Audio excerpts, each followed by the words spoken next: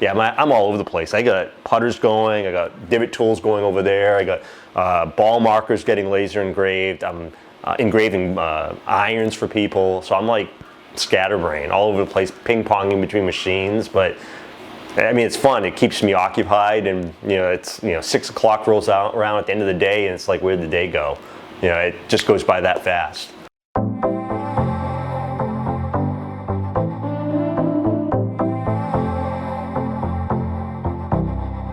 Hi, I'm Mark Cadera, founder of Kraken Golf. Kraken's only been in business over 2 years now, but it's grown exponentially over 2 years.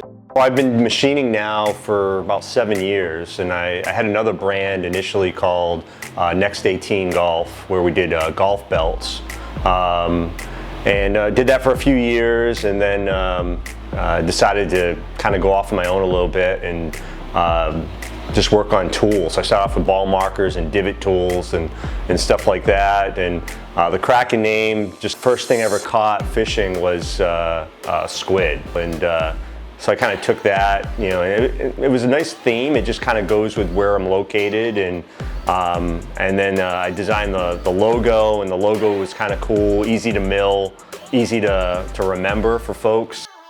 I've always sketched things in drawing, and I've always had this creative bone to me. So I started off in the corporate world and climbed the corporate ladder, and I just didn't find it fulfilling. I always had this, I want to create something of my own, I want to work on my own, I want to do my own thing. And Kraken was kind of that outlet for me to kind of jump off that ladder, at least a little bit. I still have a foot on there, but it's just an outlet for me to do something I enjoy doing. And like I mentioned, it's just not work, it's like art to me.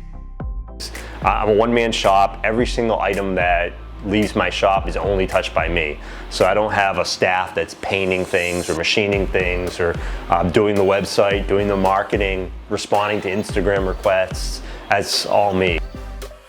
I think what makes me kind of unique and different is I try to put my own spin. I try to push boundaries. It's a phrase I think people have heard me use before, but your dad's golf clubs, your dad's putter, your dad's golf tools, I'm not into making that. I want to make kind of newer designs. I want to push boundaries, bring it to places maybe folks haven't brought it before. My personal desire is minimalist type styles, but I think the audience likes my loud and crazy stuff, and kind of the tattoo world. I take a lot of stuff from the tattoo world, biker world. Skulls are pretty prevalent in a lot of my designs. Everything I use from materials is just highest grade materials that I can find. And when I construct things, one of the things that's critical to me is that it's going to last forever. So you'll notice in a lot of the things I make, I try to stay away from paint. Being on the golf course, the first thing that's going to happen is it's going to get chipped with sand and so forth. I'm a big Haas guy, so I have 2 Haas mills. I have a mini mill, I have a CM1. It's a hobbyist machine, but at the same time, if you can make production quality pieces, especially what we're doing with ball markers and divot tools, you can do that. I just like using lasers because of the level of intricacy you can get to with designs. I got 2 lasers now. I'm probably looking at a 3rd one. This is the newest one. I started working on color, so being able to color titanium and stainless steel blues and pinks, and be able to control that through a burn rate is pretty cool. I started with ball markers. It's the easiest thing to machine. It's a small item, and then moved gradually to divot tools. Putters started this past year, and at first you're a little bit nervous with putters because putters actually affect the game. I spent a lot of time over the last year just really understanding the nuances of making putters, what people prefer, feel. In my own game, I like a softer feel, so I mentioned I'll use stainless steel, but historically I've putted with carbon and copper type putters. So the key for me is really to understand what people like. And yeah, there's technology out there. Putter industry is growing every year. There's weighted systems, there's all kinds of ways to build a putter. For me personally, it's just feeling comfortable over the ball. So I think that if you have something that feels comfortable in your hand and you feel confident with it, I think that's way more important than technology. So this is what I'm working on right now. I mean, the most difficult thing is certainly the necks. I have different ways of doing it. So I'll machine necks, the more standard type necks.